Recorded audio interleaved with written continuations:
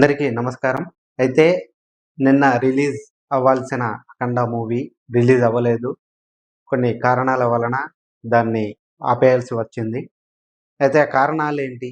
ఎందుకు ఆపేయాల్సి వచ్చింది? అసలు బాలయ్య సినిమా అంటే ఎలా ఉండాలి? ఎలా రిలీజ్ కావాలి? కానీ కొన్ని అనివార్య కారణాల వలన ఈ 'అఖండ 2' రిలీజ్ అవ్వలేక పోయింది.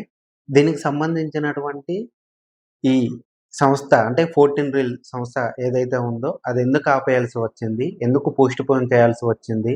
అనేది ఒకసారి అదేం చెప్తుందో విందాము. ఈ ఏరోస్ ఎంటర్‌టైన్‌మెంట్ 14 రీల్స్ ఎంటర్‌టైన్‌మెంట్‌పై రెవెన్యూ షేరింగ్ సెటిల్‌మెంట్ సమస్యలపై కేసు వేసింది.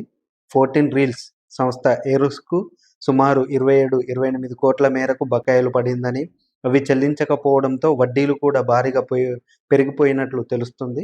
ఈ బకాయిలను సెటిల్ చేయకుండా 14 రీల్స్ సంస్థ 14 రీల్స్ ప్లస్ అనే కొత్త పేరుతో సినిమాలు రిలీజ్ చేయడం మొదలుపెట్టిందని ఏరోస్ ఆరోపించింది.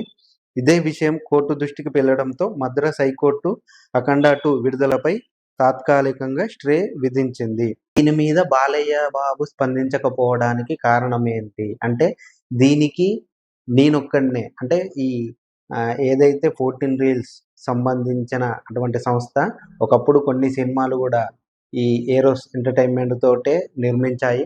సో, అప్పుడేమన్నా విభేదాలు మళ్ళీ ఇప్పుడు తెరపైకి వచ్చాయా అనేటువంటిది ఇంకొకసారి చూద్దాము. అయితే పాత ఆర్థిక వివాదాల వల్లే ఈ సమస్య వచ్చినట్లు తెలుస్తుంది. 'నేనొకడినే ఆగడు' సినిమా నష్టాలపై ఏరోస్ ఇంటర్నేషనల్ 14 రీల్స్ మధ్య వచ్చిన రెవెన్యూ సెటిల్‌మెంట్ తగాదా కోర్టు వరకు వెళ్ళింది.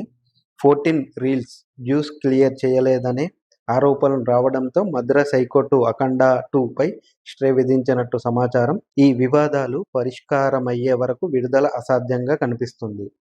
అయితే ఇక్కడ 14 రీల్స్‌ని ఏరోస్ ఎంటర్‌టైన్‌మెంట్ సంస్థలు ఇవి 2 కలిపి 'నేనొక్కడినే ఆగడు' మహేష్ బాబు గారి సినిమాలు కంప్లీట్ చేశాయి. సో, అప్పటి నుండే ఇలాంటి ఏదైతే మనీకి సంబంధించినటువంటి ఇష్యూ ఉందో అది ఇప్పుడు తెరపైకి వచ్చింది.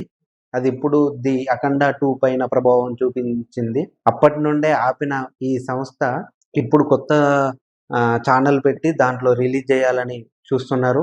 అది తెలుసుకున్న ఏరోస్ ఎంటర్‌టైన్‌మెంట్ కోర్టును ఆశ్రయించింది. సో, జరిగిన కథ ఇది.